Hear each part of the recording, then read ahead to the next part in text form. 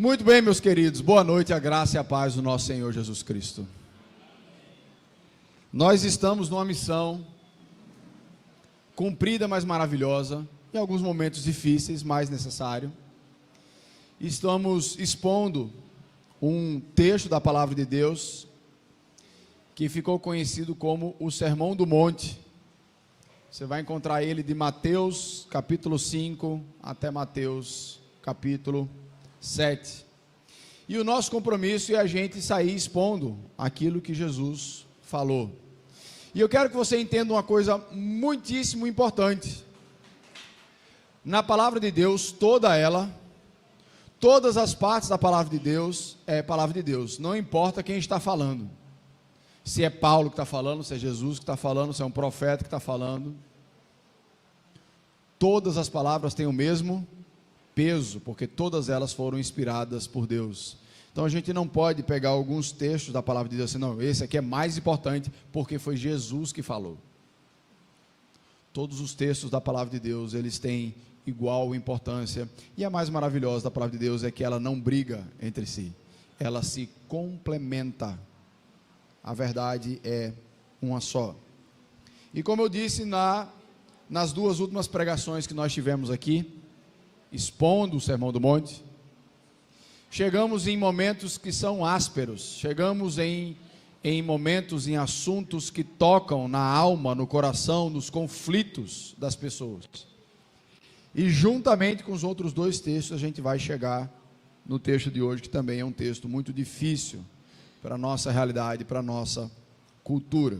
E eu queria trazer para vocês um dado de 2021 que eu achei interessante. No Brasil, no ano de 2021, tiveram cerca de 932 mil casamentos no ano. Mas no mesmo ano, nós encontramos 386 mil divórcios.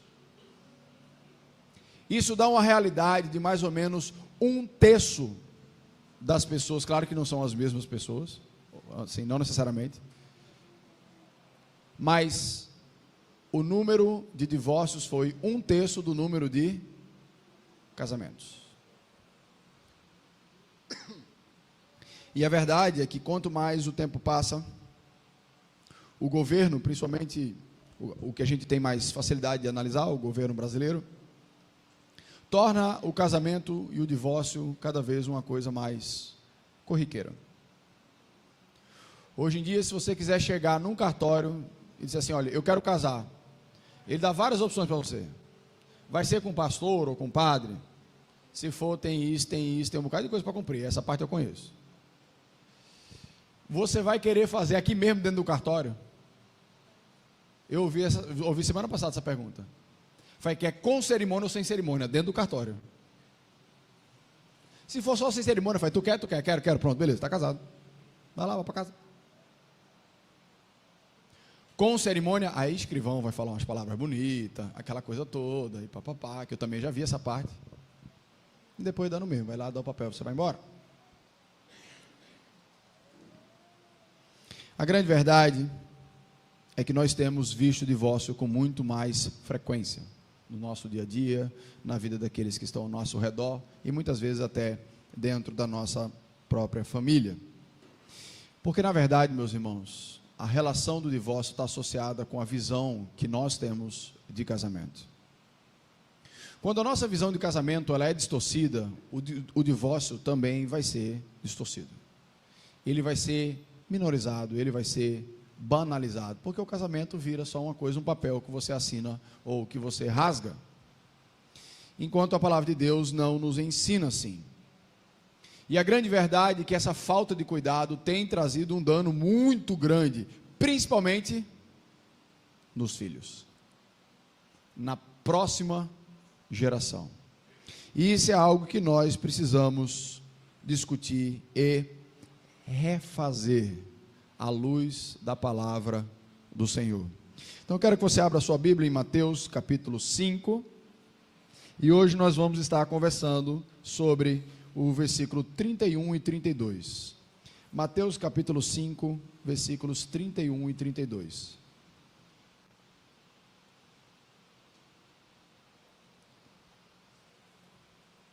O texto diz o seguinte: foi dito também, quem mandar a sua esposa embora, deverá dar a ela um documento de divórcio. Mas eu lhes digo, todo homem que mandar a sua esposa embora, a não ser em caso de adultério, será culpado de fazer com que ela se torne adúltera, se ela casar de novo. E o homem que casar com ela, também cometerá adultério. Vamos orar? Senhor, nosso Deus, nosso Pai, te louvamos, ó Pai, pela oportunidade que o Senhor nos dá de estarmos aqui na Tua casa, lendo, ó Pai, a Tua palavra e podendo aprender mais sobre aquilo que o Senhor deixou para nós como regra, como manual de vida, Senhor. Amolece, ó Pai, o nosso coração, a nossa mente, para recebermos, ó Pai, do Teu ensino, da Tua doutrina, Senhor Deus, e sermos edificados por ela. Pela Tua imensa misericórdia, ó Pai, também me usa nesse propósito. É assim que nós oramos, em nome do Teu Filho amado Jesus. Amém. Muito bem. Já faz um tempo que a gente está conversando sobre essa perspectiva de Jesus olhando para o que os fariseus falavam sobre o Antigo Testamento e como Jesus quis resgatar o sentido do legislador, da lei de Deus, que os líderes da época estavam distorcendo, Então a gente já conversou no versículo 21 sobre ódio, sobre matar, que as pessoas achavam que você só era culpado de matar se você fosse lá, pegasse uma arma e matasse alguém. Jesus fala, não funciona assim. É pecado o ato e é pecado a intenção, o ódio contra o outro, o desgosto com o outro, sem motivo, sem causa, de você querer ir e porque você foi machucado, você achar que você tem o direito de querer o mal do outro. Depois nós vimos a perspectiva de não cometer adultério, que os líderes religiosos também faziam essa mesma distinção. Adultério era somente quando você vai lá e faz o ato com outra pessoa com a qual você não é casado.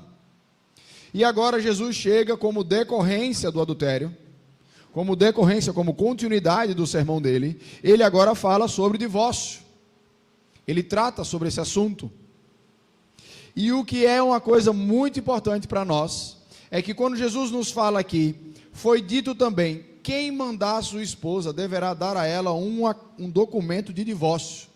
Jesus aqui não está citando com todas as letras aquilo que está no Antigo Testamento, ele está citando o que os fariseus ensinavam.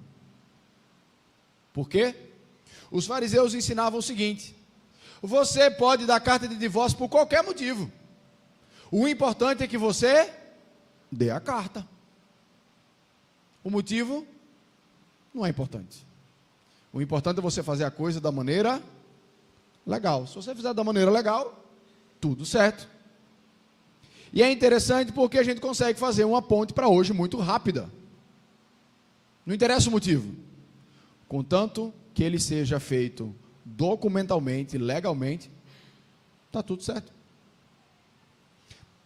E aí Jesus começa a refazer isso. Mas o que eu quero trabalhar com vocês inicialmente na noite de hoje é exatamente de onde Jesus está, da onde eles pegaram um gancho no Antigo Testamento e acabaram transformando, porque esse texto está lá no comecinho da Bíblia, em Deuteronômio capítulo 24. Deuteronômio 24, a partir do versículo 1.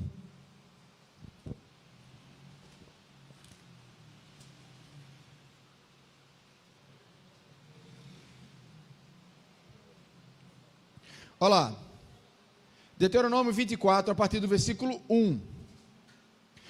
Moisés disse ao povo: pode acontecer que um homem case, mas depois de algum tempo, não goste mais da esposa, porque há nela alguma coisa que não agrada a ele. Nesse caso, ele deve preparar um documento de divórcio, entregá-lo à esposa e mandá-la embora.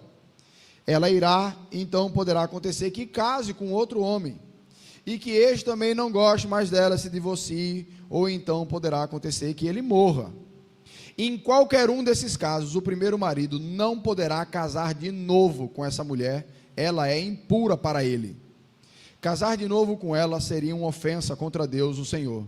Portanto, não deixem que se cometa um pecado tão grave assim na terra, que o Senhor nosso Deus lhes está dando para ser de vocês. É um texto difícil, é um tema difícil com um texto difícil, porque a primeira coisa que a gente precisa entender sobre Deuteronômio 24, é que Moisés não está dizendo que você pode fazer isso, ele está dizendo que isso pode acontecer, porque o que era comum nessa época aqui, você tem que entender que Deuteronômio foi dado numa época que o povo estava séculos dentro do Egito, onde várias coisas que Deus valorizava, o povo não valorizava. Então as pessoas casavam e divorciavam sem qualquer critério, e aí a revelação de Deus, num aspecto mais embrionário, mais primitivo, ela está começando a frear aqueles que querem seguir a Deus de uma maneira paulatina, progressiva. Então a primeira coisa que a lei vai nos colocar, é que num caso de um homem que se divorcia da sua mulher, por um motivo qualquer, ele fala, pelo menos, você tem que dar a carta de divórcio, você vai ter que ir lá, naquela época tinha uma espécie de cartório, funcionava na porta da entrada da cidade, onde os juízes, os grandes da cidade, julgavam essas questões legais. Então, o que o Deuteronômio 24 está fazendo, é colocar um freio a uma decisão intempestiva, de um cara chegar para a mulher e falar assim, sai-se embora, pega sua mala e vai-se embora. Não vai funcionar assim não. Você vai ter que ir lá, oficializar, dizer qual é o motivo, para depois de ser legalizado, aí ela ir embora. E tem mais um porém, não se arrependa depois não, que depois que ela for embora, se você quiser casar de novo, não pode. Então Deuteronômio 24, ele está colocando para nós, na época em que ele foi escrito, um freio ao que acontecia naquele momento. E esse texto não está dizendo que você podia fazer isso, ele dizia aqui, no caso de acontecer, o trâmite deveria ser esse. A outra coisa que a gente precisa entender sobre esse texto, é que eles estavam arranjando qualquer desculpa para trocar. E a grande verdade, meus irmãos, a grande verdade, é que por muitas vezes, por trás dessa troca, principalmente se tratando da figura masculina, é que o motivo da troca era um motivo de luxúria. Eu quero outra mulher do jeito que me agrada mais. Por que você acha que Jesus falou sobre divórcio depois do adultério? Porque todos os dois assuntos, eles de uma certa forma podem estar misturados. Porque quando nós começamos a desgostar, ter crises no nosso casamento, o que acontece? A gente começa a avaliar as outras opções. Em casa está tão ruim, minha mulher isso, meu marido aquilo. E aí a cabeça e a mente dolorida, machucada, sofrida pela realidade que vive em casa, começa a ponderar outros pomares, outros jardins. E começa a brotar no coração o quê? Adultério. Não, mas eu tenho que fazer as coisas direito. O que é que ele faz? Se divorcia e começa a vida com outra pessoa. Não tem nada de errado. A palavra que a gente encontra em Deuteronômio 24 é uma palavra bem complicada da gente trabalhar. Deuteronômio 24 fala, deixa eu achar aqui a palavra de como a linguagem de hoje colocou, que ele coloca assim: achar nela alguma coisa que não agrade a ele. Se você pegar essa palavra aí, agradar, só aparece mais uma vez no Antigo Testamento. Não a palavra agradar, mas o original do hebraico. Que é quando Deus pede que as necessidades fisiológicas dos seres humanos seja colocada fora do arraial, porque elas são desagradáveis ao Senhor. Então era algo impuro, era algo sujo. Então, o texto está falando quando você encontrar não qualquer coisa, mas algo impuro, algo, um defeito, né, alguma dificuldade, possivelmente moral, na pessoa. E naquela época, meus irmãos, não tinha namoro. As pessoas não se conheciam antes, elas se conheciam dentro do casamento. E aí a quantidade de surpresa é maior. Então, esse texto do Antigo Testamento, ele está visando proteger o motivo do divórcio da mulher, porque podia ser um motivo que não era imoral, e ela recebe, disse, eu recebi a carta de divórcio, aqui, por que me botaram para fora? Então, proteger a mulher de um momento de fragilidade. E aí muitos podem perguntar, pastor, Jesus falou que o único motivo pelo qual o divórcio é válido é pelo adultério. Por que então que ele não cita aqui o adultério? Simples, porque naquela época, quem era adúltero, a pena era morte. Você está lá no seu casamento, a mulher adulterou, qual era a pena? Morria. O compromisso do casamento encerrava ali. A pessoa morria e eu estava livre para casar novamente. E quando nós chegamos no Novo Testamento, o Império Romano proibia esse tipo de pena. Mas Jesus está dizendo aqui, eu disse, olha, quando o adultério ocorre, uma das consequências deles é que ele mata o relacionamento. E a parte fiel, se desejar, pode continuar como se a parte infiel tivesse morta. É sério, né? É pesado o negócio.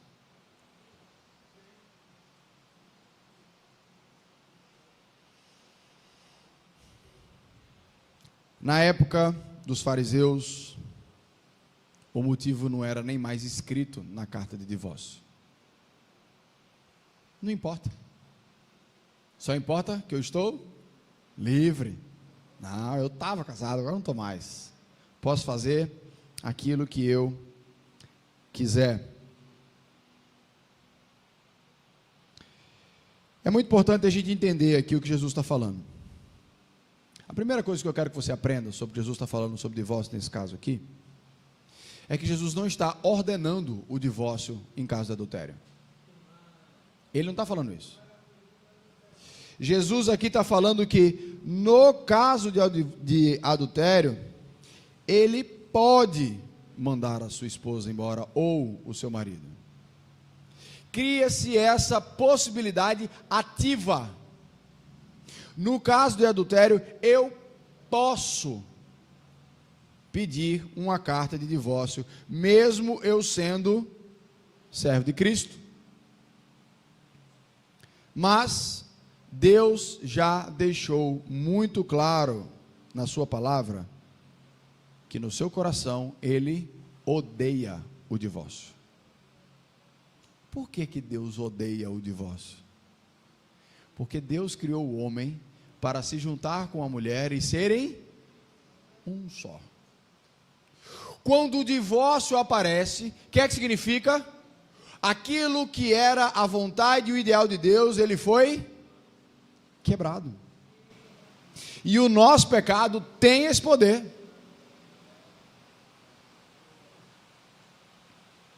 Agora, é importante a gente entender que esse versículo, essa parte das Escrituras, não é exaustivo sobre o tema.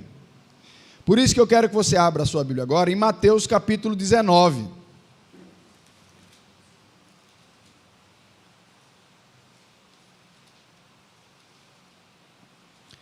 Mateus capítulo 19, versículos de 3 a 10.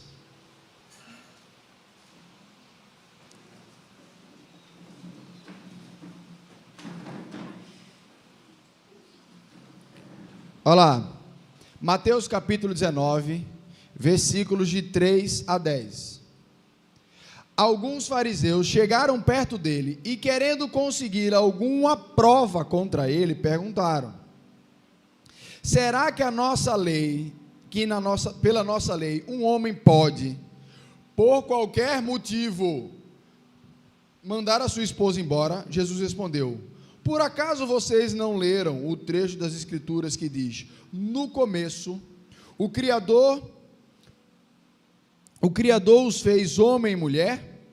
E Deus disse: por isso o homem deixa o seu pai e a sua mãe, para se unirem com a sua mulher, e os dois se tornam uma só pessoa. Assim já não são duas pessoas, mas uma só. Portanto, que ninguém separe o que Deus uniu. E os fariseus perguntaram: nesse caso, por que é que Moisés permitiu a um homem mandar a sua esposa embora, se der a ela um documento de divórcio? Jesus respondeu: Moisés deu essa permissão por causa da dureza do coração de vocês, mas no princípio da criação não era assim. Portanto, eu afirmo a vocês o seguinte: o homem que mandar a sua esposa embora, a não ser em caso de adultério, se torna adúltero se casar com outra mulher. E os discípulos de Jesus disseram: se esta é a situação entre o homem e sua esposa, então é melhor não casar. Eu gosto desse texto, sabe por quê? Porque os discípulos de Jesus acharam duro o ensinamento de Jesus.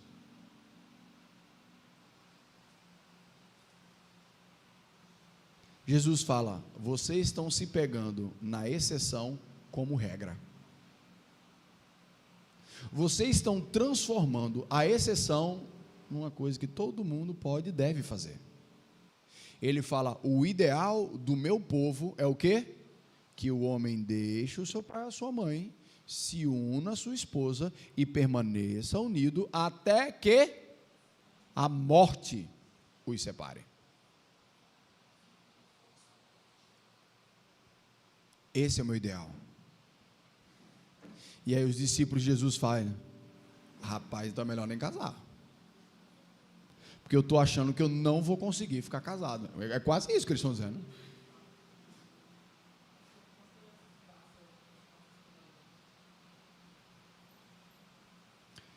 Meus irmãos, antes de falar sobre divórcio, no nosso coração, é muito importante a gente primeiro pregar para o nosso coração o ideal de Deus. Quando nós somos servos fiéis de Jesus Cristo, quando nós ouvimos as suas palavras e queremos obedecê-lo, quando nós entramos no casamento, e a grande maioria daqui sabe, ou por experiência própria, ou por experiência no máximo de um colega ou de um familiar, sabemos que os casamentos podem se tornar coisas muito complicadas. E ensinos como esse parecem tão pesados na época quanto os são hoje em dia.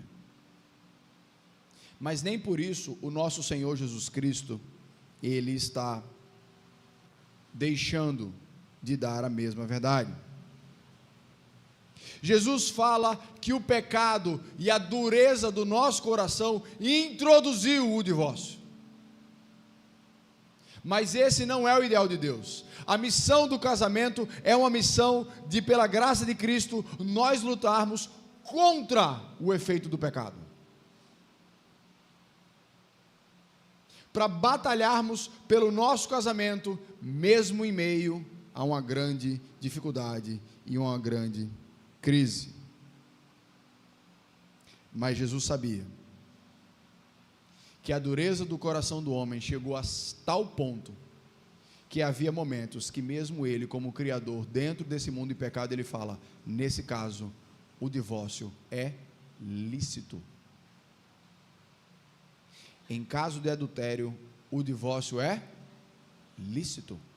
Eu não estaria fazendo nada de errado se eu me divorciasse em meio a um adultério. O adultério, ele quebra esse elo de unidade entre marido e mulher, porque agora tem marido e mulher e a outra e o outro. Nós não somos trindade que é 3 em 1. Não. Esse terceiro é o pecado obstinado do coração daquele que não se mantém fiel àquele compromisso da aliança firmado um com o outro.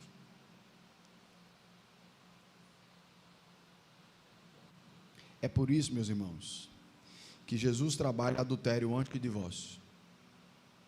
Fala, tome todo o cuidado do mundo. É um pecado com consequências muito sérias. Eu já vi homens enormes na minha frente chorando feito menino. Por quê? Porque a possibilidade diante do pecado dele era perder a família inteira. E no seu pecado ele fez algo que isso estava em risco. E eu vou ser bem sincero com os irmãos, quando chega um caso desse para mim, eu deixo esse risco bem claro. Bem claro. Agora, como eu havia dito anteriormente, nosso objetivo como cristão, como pregadores da palavra, não é batalhar pelo divórcio, mas é batalhar pelo casamento. Esse é o valor de Deus.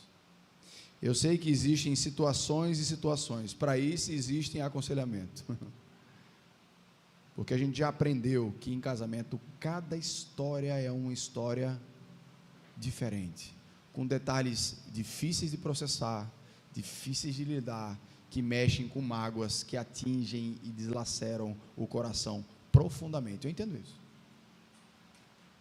Mas o que nós não podemos abdicar é de começar a colocar a palavra de Deus de lado para colocar a nossa sabedoria à frente. Salmos 119, 105, lâmpada para os meus pés, luz para os meus caminhos, é a tua palavra. No momento em que nós desligamos essa luz e guiamos a nossa vida conforme a nossa própria sabedoria, nós estamos caminhando no escuro.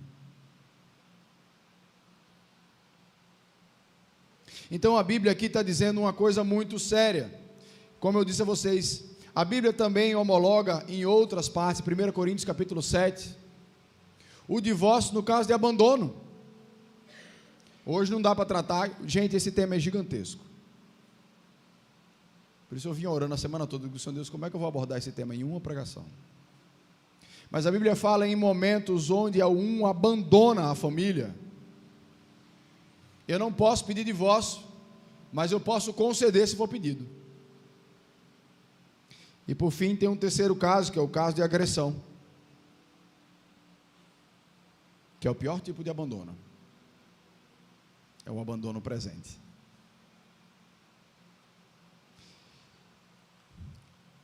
Nós vivemos uma sociedade em que ela transformou o casamento num sistema de troca, onde eu dou algo para você e você dá algo para mim. Se eu achar justo essa troca, o nosso casamento continua. No momento que essa troca não funcionar mais, a gente se divorcia. Só que quando nós olhamos para a palavra de Deus, o nosso chamado é muitas vezes mais elevado do que isso. O nosso chamado é para ministrarmos na vida do nosso cônjuge aquilo que nós recebemos de Deus. Deus nos trata com graça.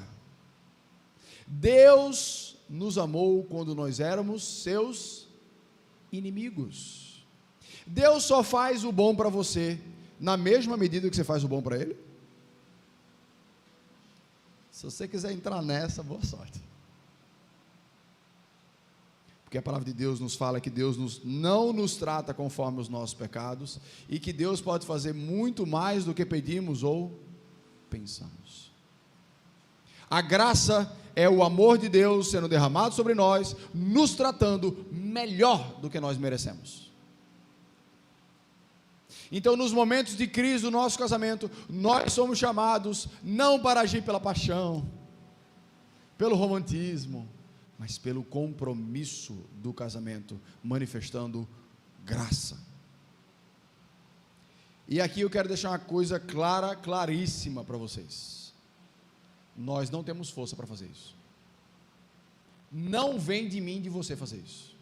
se você não conhecer a graça do Senhor Jesus Cristo, se você não foi transformado por Ele, se você não foi transformado num filho dEle e usufruir do amor de Cristo, você nunca vai estar habilitado para dar esse tipo de amor, nunca.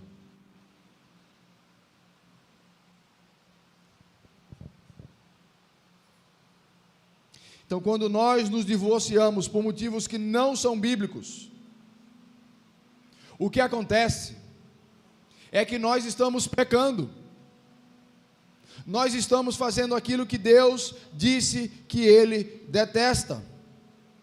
Agora, eu sei que quando eu falo isso, muitos corações se reviram, e eu quero que você tenha certeza de uma coisa: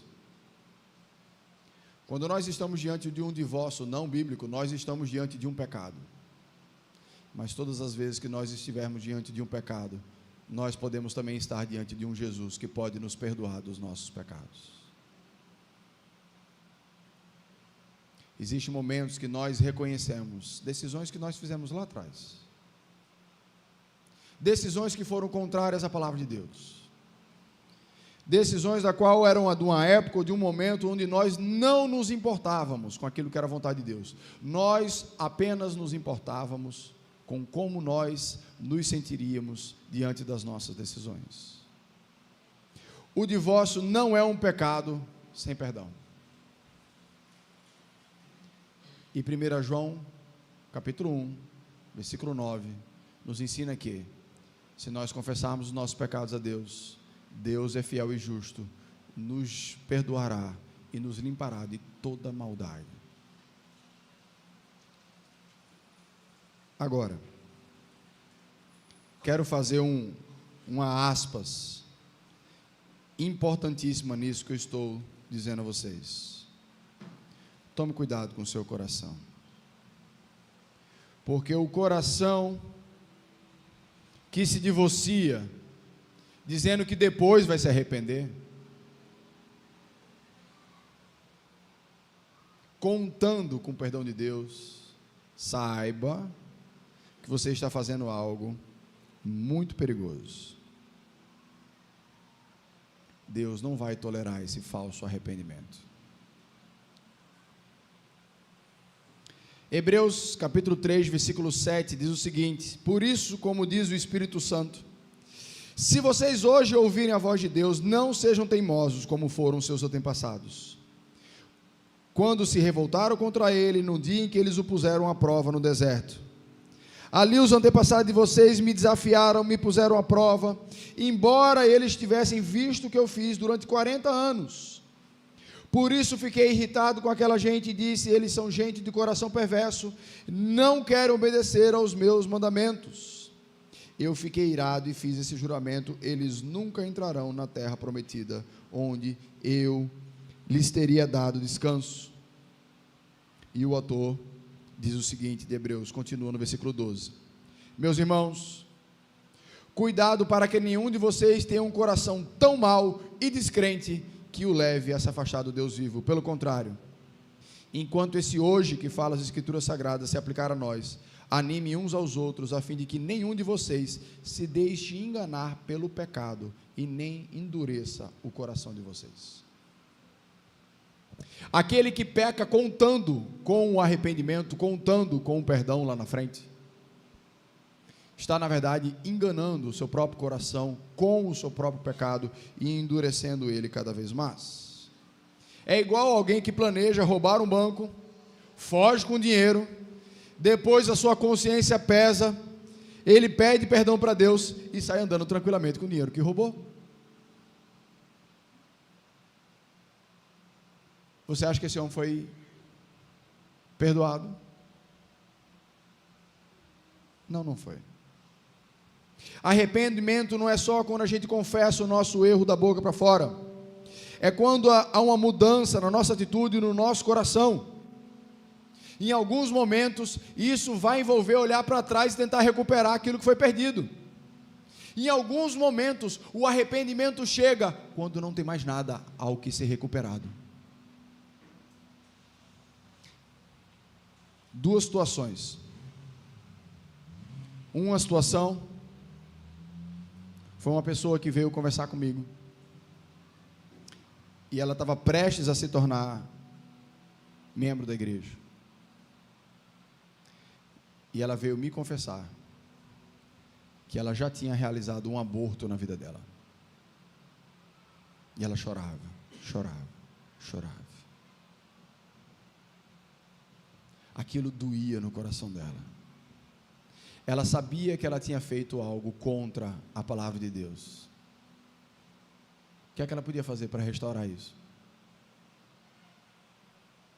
Ela não podia fazer mais nada. A única coisa que ela podia fazer era confessar o seu pecado. E se acontecer de novo, nunca mais fazer de novo.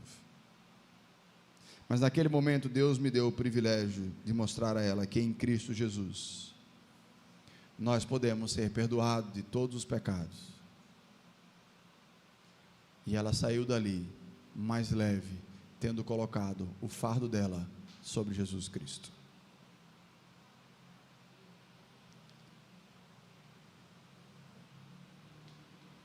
Como eu disse a vocês, esse texto não é o único, nem a gente vai conseguir abranger todo o tema relativo a esse ponto. Quando nós estivermos dentro de um casamento muito complicado, em que não há motivo bíblico para divórcio, pastor, o que é que eu faço? É necessário que nós oremos e amemos aquela pessoa em obediência ao nosso Senhor Jesus Cristo. É muito difícil, eu reconheço. Jesus nos chama para amar os nossos inimigos. Deus sabe as circunstâncias em que nós encontramos, mas o chamado da graça de Deus é muito mais elevado do que o nosso coração está disposto a arcar.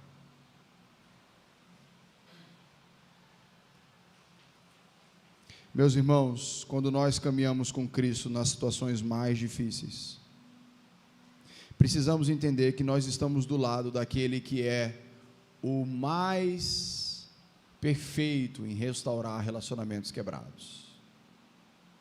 Jesus Cristo conseguiu transformar um relacionamento de um inimigo morto em um filho vivo. Nós fomos transformados de mortos e inimigos em filhos. Deus adotou inimigos para transformar em seus filhos.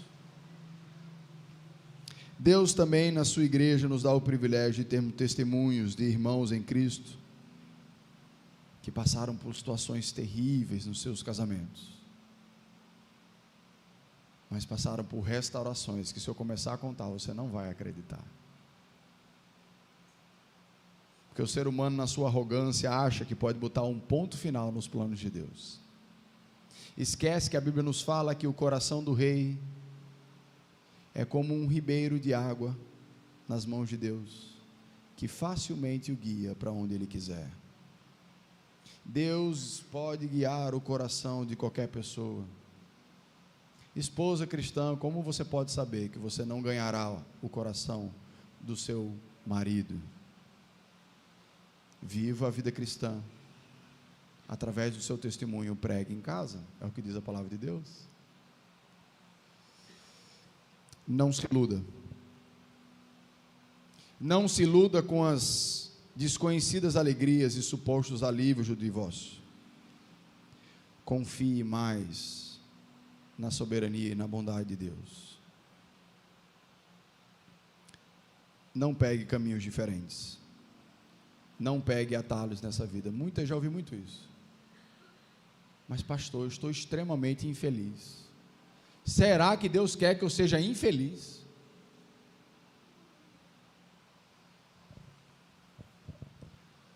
Meus irmãos, essa terra, o que nós temos para cumprir como missão nessa terra, é uma missão com início, meio e fim. O nosso Senhor Jesus estava extremamente angustiado no auge da sua missão. Muitas vezes, obedecer a palavra de Deus, obedecer à vontade de Deus, vai passar por um sofrimento que vai virar você do avesso.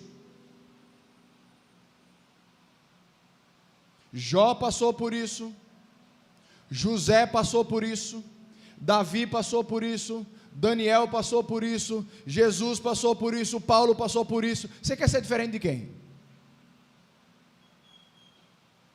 Mas a gente quer viver um evangelho do planeta alegria, né? Paulo nos diz que nós temos o privilégio de não só crermos em Cristo, mas padecermos por Cristo. A Bíblia nos ensina para sofrermos. Ele fala, se você está sofrendo por uma coisa errada que você fez, não tem mérito nenhum, não traz glória nenhuma a Cristo. Mas quando nós sofremos por obedecer a palavra dele, nós trazemos glória e honra a Cristo, porque é na nossa fraqueza que o poder de Deus se manifesta.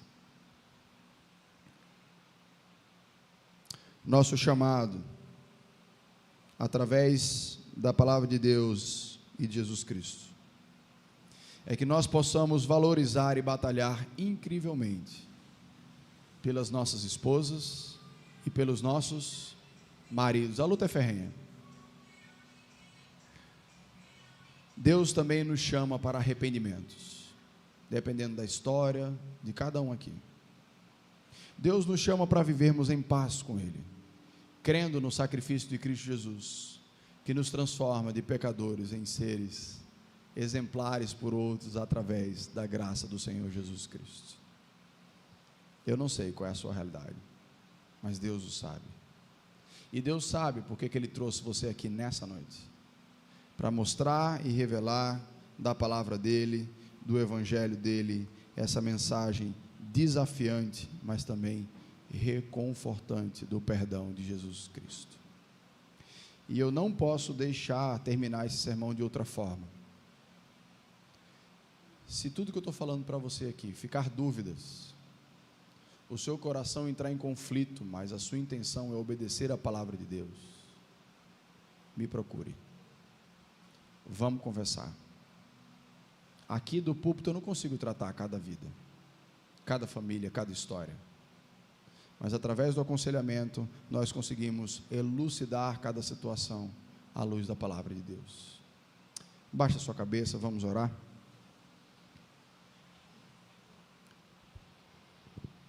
Senhor, nosso Deus, nosso Pai, de fato, Senhor Deus, o Teu mandamento, muitas vezes para o nosso coração pecador, Senhor Deus, é muito duro, Senhor. Mas como filhos pequenos, pela fé, reconhecemos que é benéfico para nós. Que nós tenhamos, ó Pai, prazer na Tua santa palavra, que nós, Senhor Deus, possamos verdadeiramente nos satisfazer somente nela, Senhor. Toca no nosso coração, nos ajuda a batalhar, ó Pai, pelo nosso casamento. Nos ajuda, ou então, ó Pai, a recomeçar. Nos dois sabemos que podemos contar contigo.